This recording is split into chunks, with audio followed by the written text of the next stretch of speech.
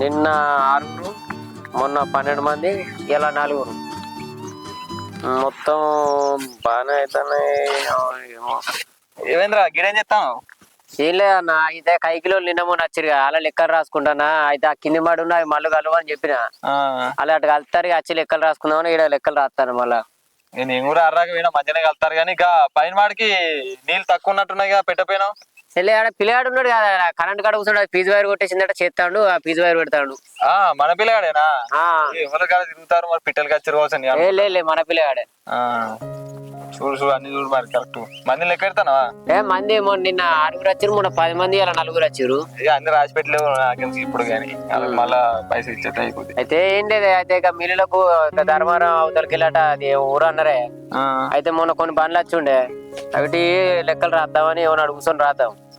నేనేందుకు రాసి పెట్టలేవు? గట్లుండదన్న, రాయాలి. నువ్వు ఉన్నప్పుడు ఫ్రీ అయితే కూర్చొని రాద్దాం. ఎప్పుడు రాద్దామో చెప్పు. ఇక అవన్నీ తర్వాత చూసుకుందాం కానీ, పొద్దుగాల మీ అమ్మ కలిసిందిరా, ఏదో హాస్పిటల్కి పోన్నాడు కదా, పైసలు లేవా అని నిన్ను అడిగితే నా దగ్గర వెళ్తలేవు అన్నమాట. నన్ను అడిగితే నేను ఇవ్వపోతున్నా, ఇక 10,000కే కొసురుకుంటున్నారా? 10,000 తీసుకోయి మీ అమ్మను రేపు పొద్దుగాల హాస్పిటల్ చూపించుకురా. అవునన్నా, నిజమే. ఈ మధ్య అమ్మకు పానం మంచిగా లేదు. నిన్ను అడిగితే నువ్వు చెప్పు, కావాలనే అడుగుతలేను.